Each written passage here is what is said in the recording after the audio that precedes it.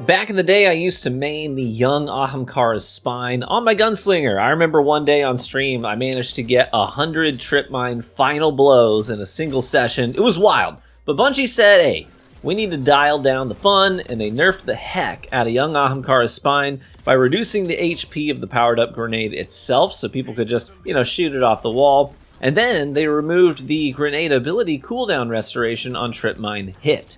This effectively killed the exotic, since the trip mine is a primer, not a finisher. I think the goal was to curb ability usage in PvP, but what ended up happening is every single hunter moved on to main Prismatic instead, which isn't about spamming one ability.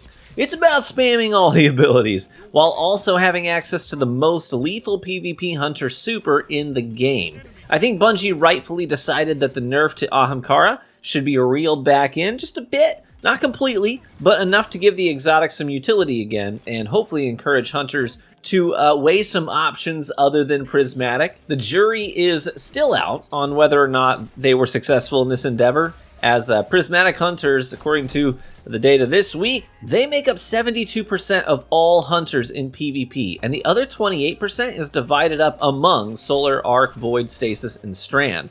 Right now, for every 100 hunters, statistically speaking, only about 6 to 7 of them will be solar, and I am happily one of them. And this right here is why. Want to see me have a little fun with a Prismatic Hunter?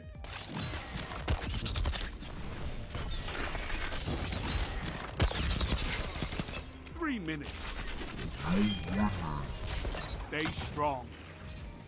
Young Ahamkara's spine is such a good exotic. Basically, it gives you the option to turn the tides of a fight mid-combat with a well-placed toss. You get fastball for free, so you can throw these things a mile if you want to. Just check out this toss on Fortress. Zone C captured. Power play. Keep the pressure on. And then, since it scorches enemies, you could follow it up with a knife to detonate them, or use the damage over time burn numbers to tell you where they're scattering and running off to. It's sort of like a free tracking device. Usually, I'm using the grenade as a primer. I'll throw it out in front of me to tag a target and then move in on them. But you don't want to just throw it out, really early in an obvious location. Most players aren't going to be dumb enough to just see a flashing empowered trip mine and walk past it. Notice I said most players, because there are definitely a few blind mice in the gameplay today who casually stroll right past these things. I should note, the buff to the Ahamkara spine restored the previous function where hitting an enemy with your trip mine gives you energy back towards your next grenade. The more people you hit, the more energy you get back. Couple this with something like a demolitionist weapon or the Traveler's Chosen, and you're looking to be able to toss some 20 trip mines in a game if you're playing your kit well. But also worth noting, if you get an actual final blow with the trip mine, you're going to get roughly 2/3 of your energy back. So you can toss these things out pretty liberally. I love it. This really helps me relive the sort of hunter-trapper fantasy that hunters have previously really leaned into.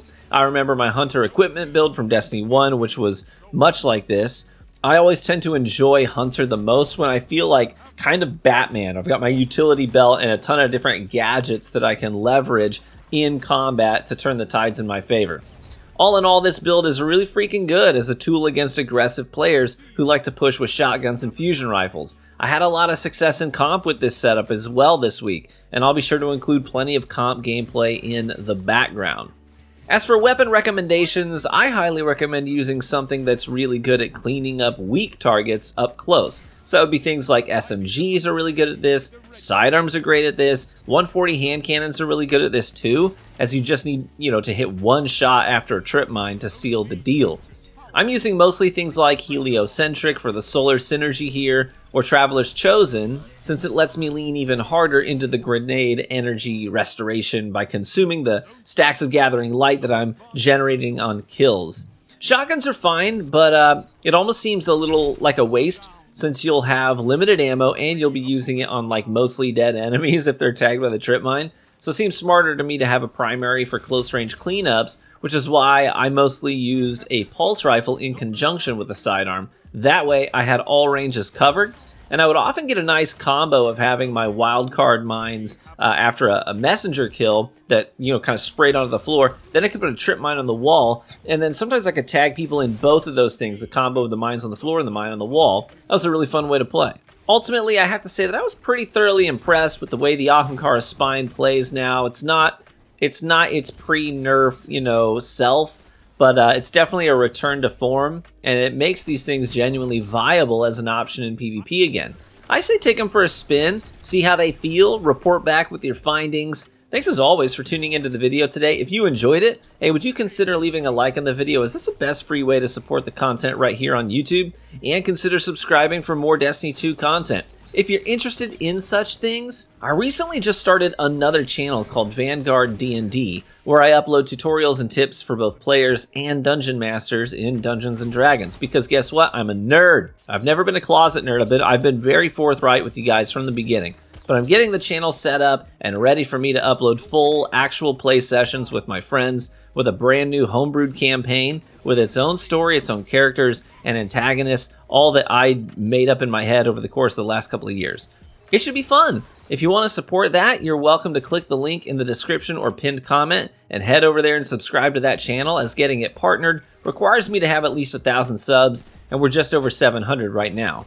And if you want to help us with commissioning custom artwork for that series, consider checking out the link to the Patreon page as well, as all of that money will go to paying our artists for their work. Thanks as always, be warm and well fed, my friends, and I hope to catch you in the Crucible once again.